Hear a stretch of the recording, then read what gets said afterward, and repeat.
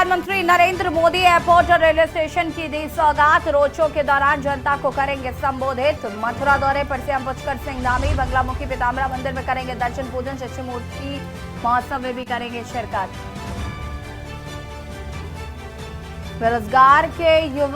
बेरोजगार युवाओं के समर्थन में पदयात्रा का ऐलान। हरीश रावत करेंगे पदयात्रा, कहा विपक्ष के नाते मेरा एक कर्तव्य। नए साल पर जश्न के लिए उत्तराखंड तैयार। मसूरी समेत कई पर्यटन स्थलों पर होटल और होम स्टे की हुई एडवांस बुकिंग। उत्तराखंड में बढ़ रहा जंगली जानवरों का खतरा। पिछले 23 सालों में 500 से ज्यादा लोगों की मौत, 1800 से ज्यादा लोग हुए घायल। आज से गड़बड़ेगा मौसम। पर्वतीय क्षेत्र में बारिश और बर्फबारी होने के आसार। हरिद्वार और उधमसिंह नगर में सुबह छाया रहेगा कोहरा। आप देख रहे हैं के न्यूज, खबरों का सारथी। नमस्कार, खबर उत्तराखंड में आप सभी का स्वागत है। मैं हूं आपके साथ यशी शुक्ला और खबरों का विस्तार से आगे बातचीत करेंगे, लेकिन उससे पहले आपको ले चलते हैं अयोध्या, जहां पर प्रधानमंत्री नरेंद्र मोदी महर्षि वाल्मीकि एयरपोर्ट का अब से थोड़ी देर में करने वाले हैं उद्घाटन। मुख्यमंत्री योगी आदित्यनाथ भी प्रधानमंत्री के साथ मौजूद। लोगों का अभिवादन स्वीकार कर रहे हैं प्रधानमंत्री नरेंद्र मोदी।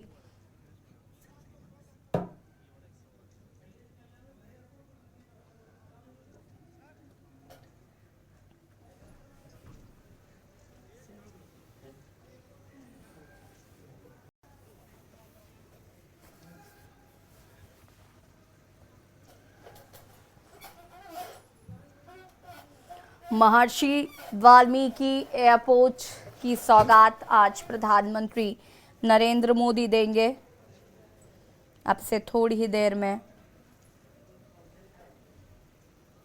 तस्वीरें आपको हम दिखा रहे हैं।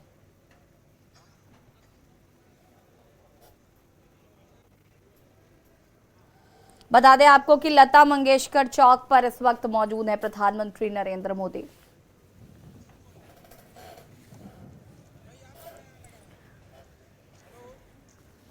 बता दें कि इस लता मंगेशकर चौक पर महर्षि वाल्मीकि एयरपोर्ट का उद्घाटन करेंगे प्रधानमंत्री।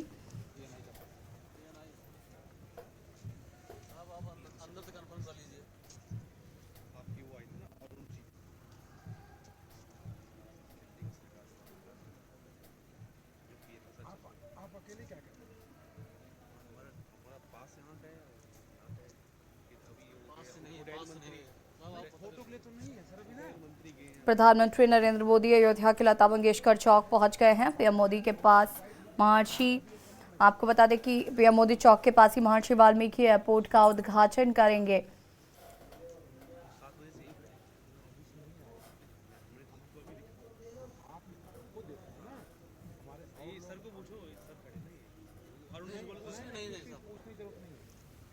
पीएम करेंगे उद्घाटन। आईपीएस अधिकारी, उनको कार्ड दिखाया है, सब कुछ देखा उन्होंने। उनको पहले हम इस कोने में खड़े थे।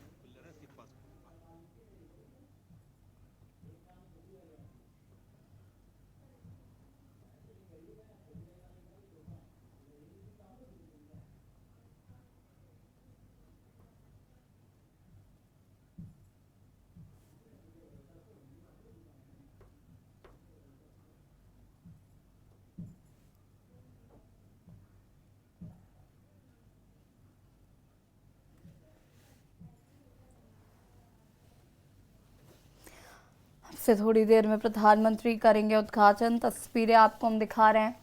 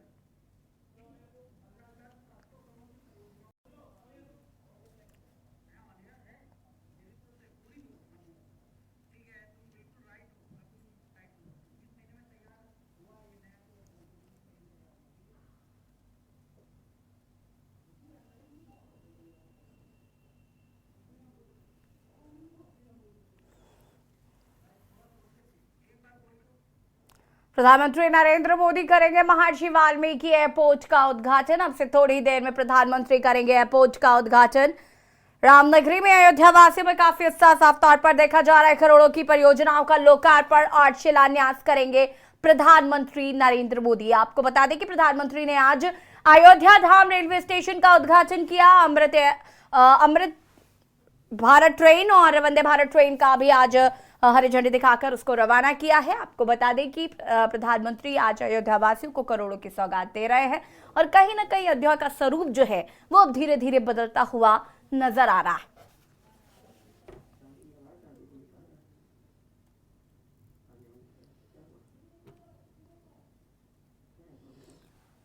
बता दें कि आज करीब 15,700 करोड़ की परियोजनाओं का शिलान्यास और लोकार्पण करने वाले हैं प्रधानमंत्री। और प्रधानमंत्री नरेंद्र मोदी ने अयोध्या धाम जंक्शन का उद्घाटन किया। इससे पहले 8 किलोमीटर रोड शो के दौरान लोगों ने उनका जोरदार स्वागत भी किया था। प्रधानमंत्री ने 6 वंदे भारत 2 अमृत भारत ट्रेन को हरी झंडी दिखाकर रवाना भी किया। अयोध्या जंक्शन के उद्घाटन के बाद पीएम वाल्मीकि एयरपोर्ट के लिए निकले हैं। यहाँ पर वो प्रधानमंत्री नरेंद्र मोदी वाल्मीकि एयरपोर्ट का उद्घाटन भी करेंगे। रास्ते में उन्होंने उज्ज्वला और आवास योजना की लाभार्थी मीरा से भी मुलाकात की और उनके घर पर उन्होंने चाय भी पी। उसके बाद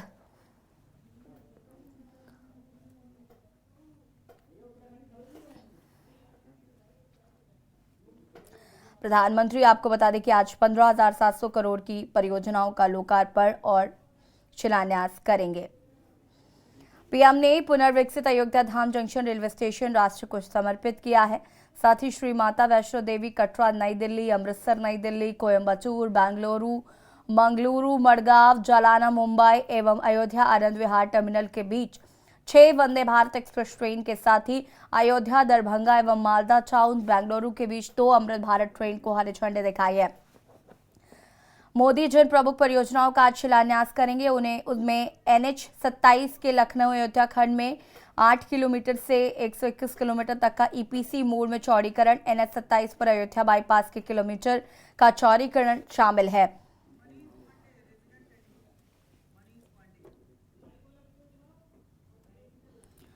पीना चौक पर पहुंचे प्रधानमंत्री। आपको बता दें कि महर्षि वाल्मीकि एयरपोर्ट का आज करेंगे उद्घाटन। अब से थोड़ी ही देर में प्रधानमंत्री करेंगे उद्घाटन। करीब 15,700 करोड़ की परियोजना और लोकार्पण का भी शिलान्यास करेंगे प्रधानमंत्री। और रेजिडेंट एडिटर मनीष पांडे जी हमारे साथ जुड़ चुके हैं। मनीष जी, प्रधानमंत्री अब से थोड़ी देर में महर्षि वाल्मीकि एयरपोर्ट का उद्घाटन करेंगे। अयोध्या वासियों के लिए भी एक बड़ी सौगात है ये देखिए, बिल्कुल सिर्फ ये अयोध्या वासियों के लिए नहीं बल्कि पूरे देश के लिए एक बहुत बड़ी सौगात प्रधानमंत्री नरेंद्र मोदी ने दी है।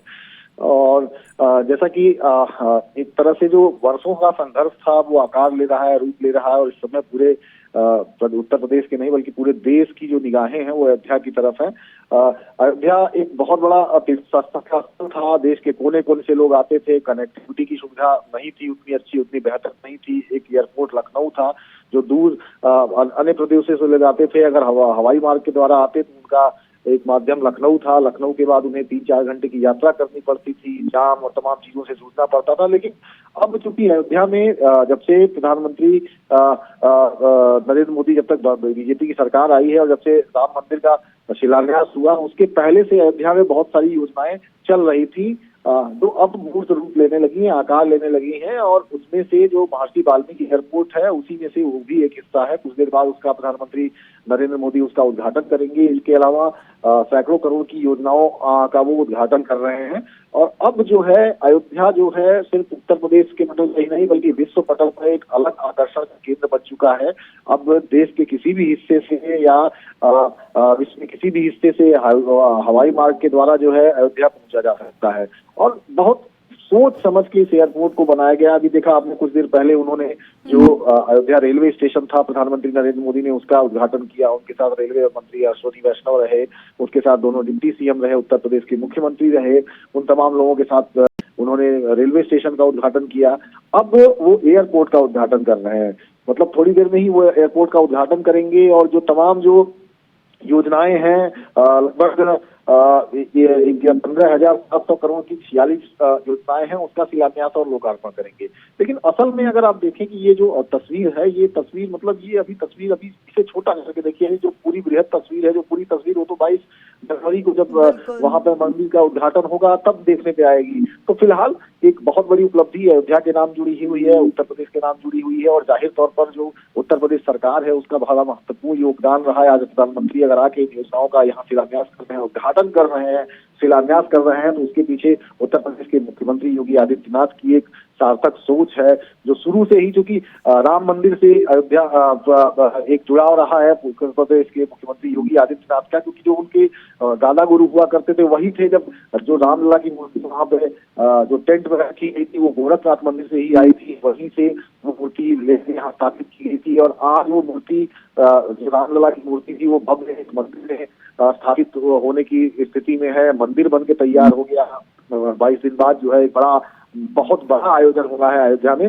तो ये कह सकते हैं कि अभी ये तस्वीर जो है, ये आधी है, अभी पूरी पिक्चर बाकी है। पूरी पिक्चर 22 जनवरी को अयोध्या में आप देखेंगे, लेकिन उसके पहले ये जो एक बहुत बड़ी उपलब्धियां अयोध्या के नाम जुड़ी हैं वो आज तस्वीरों में देख रहे हैं। और इस जो उद्घाटन आज प्रधानमंत्री नरेंद्र मोदी कर रहे हैं, इससे सिर्फ उत्तर प्रदेश के लोगों को नहीं बल्कि पूरे देश के लोगों को मतलब बहुत सहूलियत मिलने वाली है, जो राम मंदिर के प्रति या प्रभु श्री राम के प्रति अपनी आस्था रखते हैं या जो अयोध्या आना चाहते हैं। जी बिल्कुल मनीष जी, बहुत शुक्रिया आपका तमाम जानकारी साझा करने के लिए। और बता दें कि नया अयोध्या का नया आधुनिक एयरपोर्ट की सौगात आज प्रधानमंत्री नरेंद्र मोदी देने वाले हैं, और अब से थोड़ी देर में प्रधानमंत्री करेंगे उद्घाटन।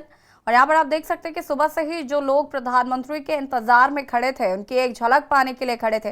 प्रधानमंत्री उन्हें निराश नहीं कर रहे हैं, प्रधानमंत्री उनका अभिवादन स्वीकार कर रहे हैं।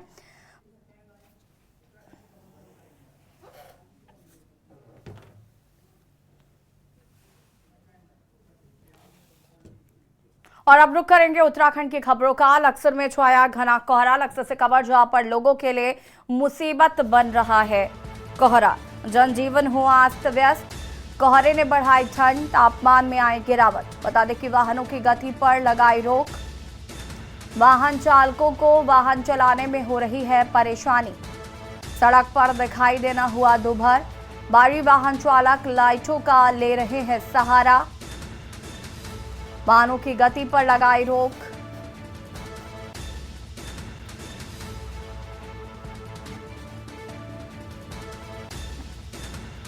वाहन चालकों को वाहन चलाने में हो रही है परेशानी।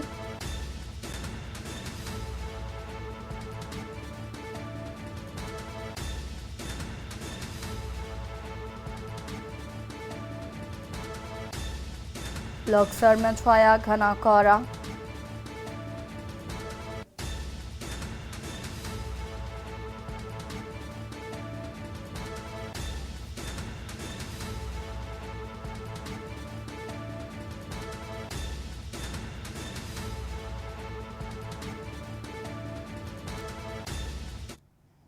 लक्सर से खबर आपको बता देते हैं, जहां पर भारतीय किसान संघ का धरना जारी। गन्ना समिति पर 10वें दिन भी धरना रहा जारी। गन्ना मूल्य घोषित किए जाने की मांग की जा रही है। सरकार और चीनी मिलों पर मिलीभगत का आरोप लग रहा है। लोकसभा चुनाव में अंजाम भुगतने की भी चेतावनी दी जा रही है। सरकार और चीनी मिलों पर मिलीभगत का आरोप।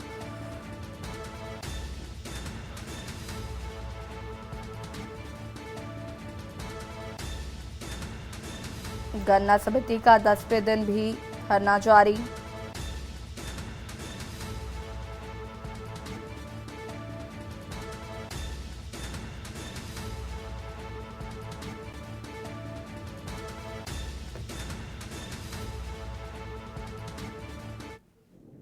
ब्रेक के बाद एक बार फिर से आप सभी का स्वागत है। गदरपुर से खबर, जहां पर पुलिस को मिली बड़ी कामयाबी, अवैध हथियार बनाने वाली फैक्ट्री का किया भांडाफोड़। पुलिस को मिली बड़ी कामयाबी, पुलिस से दर्जनों अवैध हथियार किए बरामद।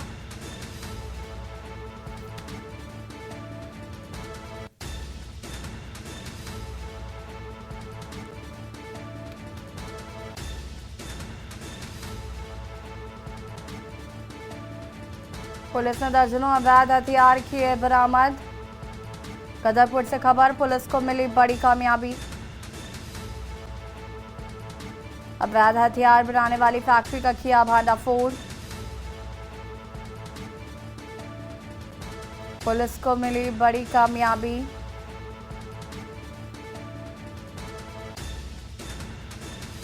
पुलिस ने दर्जनों अवैध हथियार किए बरामद।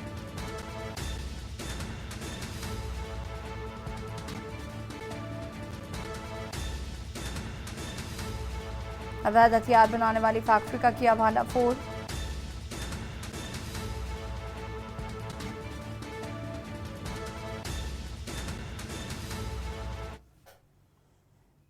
उत्तराखंड हाईकोर्ट ने वन विभाग में 2018 के बाद आउटसोर्स से 102 कर्मचारियों की सेवा समाप्ति को लेकर दायर याचिका पर सुनवाई करते हुए सेवा समाप्ति के आदेश पर रोक लगाने के साथ ही कोर्ट ने वन विभाग और सरकार को पूरे मामले में स्थिति स्पष्ट करने को कहा है।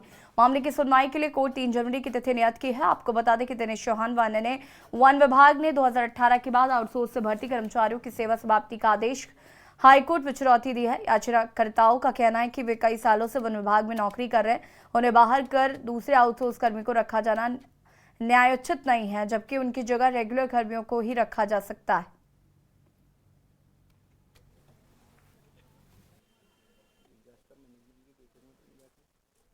कि उत्तराखंड वन विभाग में आउटसोर्स के माध्यम से लोगों को हायर करने की व्यवस्था 2006 से है, जब से यह वन विभाग उत्तराखंड का सृजित हुआ उत्तर प्रदेश से बंटवारे के बाद।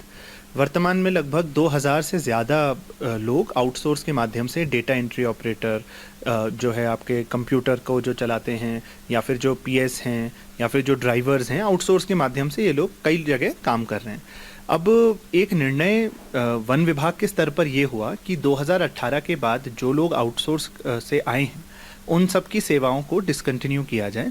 तो इस विषय में लगभग 102 जो लोग हैं आउटसोर्स से, उन लोगों ने माननीय उच्च न्यायालय में ये रिट डाली, 2 रिट पिटिशंस डाली हैं, और जिनमें ये सवाल उठाया कि एक आउटसोर्स के कर्मी को बाहर करके, जिसने अपने कई साल सेवा के जो हैं दिए हैं, दूसरे आउटसोर्स आदमी को नहीं रखा जा सकता, केवल रेगुलर आदमी से ही उसको रिप्लेस किया जा सकता है, दूसरी तरफ आउटसोर्स को या कॉन्ट्रैक्चुअल को नहीं ला सकते। इस स्तर पर माननीय उच्च न्यायालय ने संज्ञान लिया है और वन विभाग और प्रशासन से कहा है कि वो जो है 3 दिन में इंस्ट्रक्शन लाए, और अभी के लिए माननीय उच्च न्यायालय ने इन लोगों की बर्खास्तगी पर, इन 102 कार्मिकों की बर्खास्तगी पर स्थगन आदेश पारित कर दिया है। दिनेशपुर में कड़ाके की ठंड पड़ रही है। मौसम विभाग के अनुसार सुबह से ही कोहरे से शहर ढका हुआ। मैदानी क्षेत्र में जिला प्रशासन की ओर से कोई भी अलाव की व्यवस्था नहीं की गई है। स्कूली बच्चे ठंड से कांपते हुए स्कूल जा रहे हैं। लोग अपने घरों में रहने के लिए मजबूर हैं। पूरी तरह से अंधेरा छाया है, फिर भी जिला प्रशासन ने अभी तक स्कूलों को छुट्टी नहीं की है। स्थानीय लोगों का कहना है कि पहले ग्रामीण क्षेत्र, नगर पंचायत क्षेत्र या नगर पालिका क्षेत्र हो, अध्यक्ष, प्रधान एवं अधिशासी अधिकारी अलाव चलाने के लिए लकड़ी की व्यवस्था करते थे, लेकिन वर्तमान में जिला प्रशासन द्वारा अलाव की कोई व्यवस्था नहीं की गई है।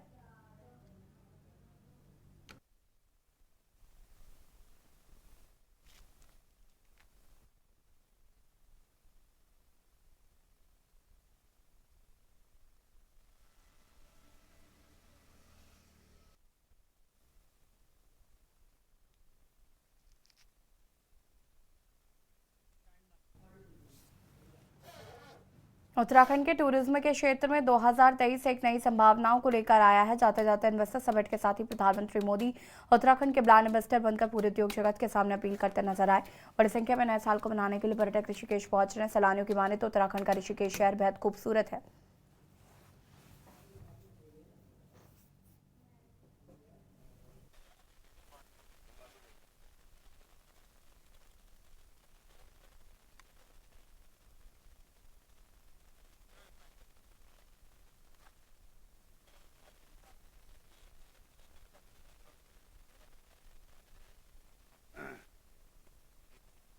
तो इस बार नए साल में कैंपिंग का बहुत अच्छा पैकेज है उनके लिए। अपना लगभग 2,500-3 हज़ार रुपये का पैकेज है, बहुत अच्छा है। अपना ये गढ़वाली लोक नृत्य वगैरह सब होगा उसमें। गढ़वाली फूड वगैरह होगा, उत्तराखंड के पारंपरिक भोजन है उनका भी, वो भी सर्व किए जाएंगे। प्रोटोकॉल इस बार बहुत अच्छा वो किया है, वहाँ पे इंतजाम किया है। आपका म्यूजिक नाइट भी होगा वहाँ पे, रात को परमिशन लेते हैं उस पर डीजे वगैरह की, तो रात को अपना म्यूजिक वगैरह होगा वहाँ पे, बोन फायर वगैरह सब होता है। पारंपरिक नृत्य होंगे वहाँ पे, ये जो उत्तराखंड के लोक नृत्य होते हैं, पारंपरिक लोक नृत्य वगैरह होंगे। और बहुत अच्छा केक सेरेमनी वगैरह, बहुत अच्छा पैकेज इस बार उनको दिया गया पर्यटकों को। जी जी सर, नए साल की शुरुआत के लिए, नए साल के चैलेंजेस के लिए रेडी रहने के लिए इससे अच्छा कुछ नहीं है। जो यहाँ पे नेचुरल आपको कंपटीशन मिलता है रिवर के थ्रू, बहुत ही अच्छा एक्सपीरियंस है। और जो लोग कराने वाले हैं यहाँ के लोग, वो बहुत अच्छे हैं, बहुत ही हेल्पफुल है, तो बहुत अच्छा रहा और बहुत अच्छा से यहाँ पे कराते हैं। जी जी, मेरा नाम एडवोकेट मधुर सिखवाल है, मैं राजस्थान से आया हूँ। जी और ऋषिकेश का हमने सुना था कि यहाँ के एडवेंचर्स बहुत वर्ल्ड फेमस है, तो आज हमने पर्सनली जाके उसको फील किया और फाइनली रिवर राफ्टिंग करके हमको बहुत अच्छा लगा। बहुत ही चैलेंज भरी रिवर राफ्टिंग रही थी और हमारे जो गाइड थे बहुत ही उम्दा गाइड थे। और आज हमको पता चला कि ऋषिकेश में सच में वर्ल्ड वाइड ये जो पहचान बनाई है ऋषिकेश ने अपने आप में, वो सच में अपने बलबूते पे जो बनाई है वो काबिल तारीफ है। न्यू ईयर वीकेंड का मजा ऋषिकेश में ले रहे हैं, बिल्कुल तो कैसा बिल्कुल अनुभव सर, हम है पहले आपका ऋषिकेश में? नीम करोली धाम जाके आए थे बाबा जी का आशीर्वाद लेके, फिर हमने यहाँ आके ये छोटे मोटे चैलेंजेस फेस किए और फाइनली हमको बहुत अच्छा लगा। वर्ष 2023 की विदाई और वर्ष 2024 के स्वागत के लिए बड़ी संख्या में सैलानी उत्तराखंड की ओर रुख कर रहे हैं। ऋषिकेश पसंदीदा डेस्टिनेशन सैलानियों का बनता जा रहा है। पिछले वर्ष की भांति इस वर्ष भी बड़ी संख्या में जो पर्यटक हैं वो ऋषिकेश की ओर रुख कर रहे हैं। ऋषिकेश में बंजी जंपिंग, रिवर राफ्टिंग और प्राकृतिक सुंदरता को निहारने के लिए ऋषिकेश पहुंच रहे हैं। ऋषिकेश से बसंत कश्यप, के न्यूज़ इंडिया। और खबर उत्तराखंड में फिलहाल होते हैं, देखते रहिए के न्यूज़ इंडिया। नमस्कार। आप देख रहे हैं के न्यूज़, खबरों का सारथी।